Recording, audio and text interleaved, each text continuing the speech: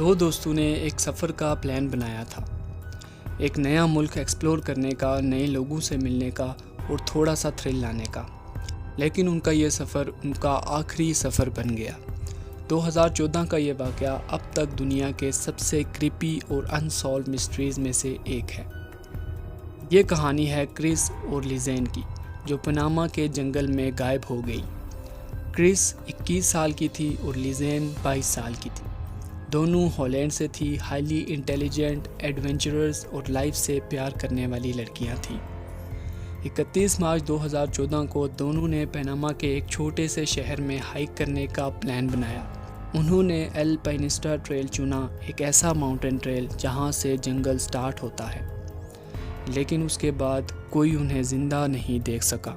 वो हाइक के लिए सुबह निकल गई। उनका प्लान था 2-3 घंटे में वापस आने का, लेकिन जब वो रात तक वापस नहीं आई, किसी को शक हुआ।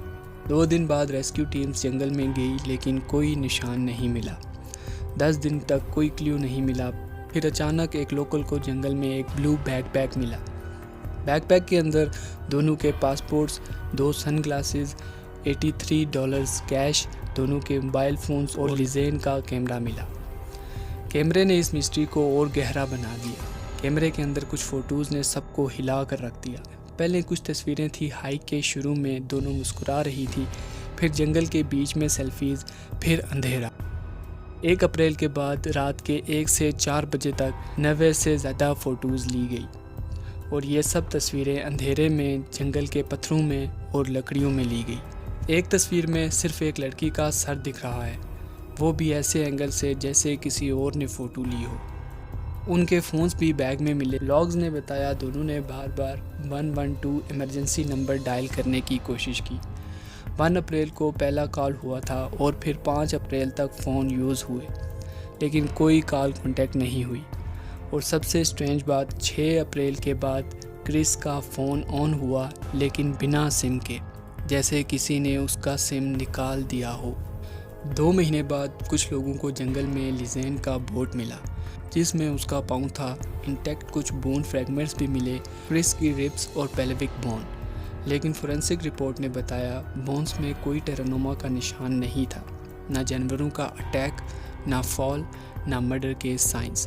तो सवाल ये है, वो कैसे मरी? किसने उनका फ़ोन यूज़ किया और रात के अंधेरे में 90 फ़ोटोज़ क्यों ली गई? 2015 में Dutch forensic expert doctor Frank van de Goot ने कहा, ये केस सिंपल नहीं है।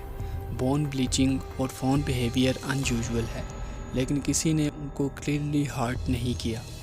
एक्सीडेंट का चांस ज़्यादा है। फोरेंसिक एंथ्रोपोलॉजिस्ट डॉक्टर कैथी टेलर भी कहती हैं, ये एविडेंस जंगल के एक्सट्रीम कंडीशन का है और जंगल कुछ नहीं छोड़ता।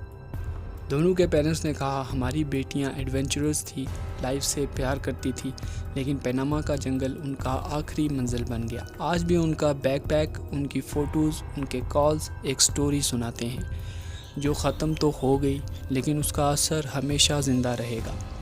क्या वो जंगल में खो गई? क्या कोई थर्ड पर्सन उनके साथ था?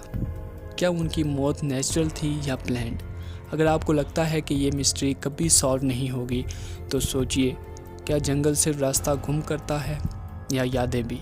सब्सक्राइब करो दी अनटोल्ड रियलम को, जहां हम लाएंगे आपके लिए ऐसी ही और असली कहानियां जो ये तो भूल चुकी है दुनिया, या जानबूझ के भुला दिया गया है।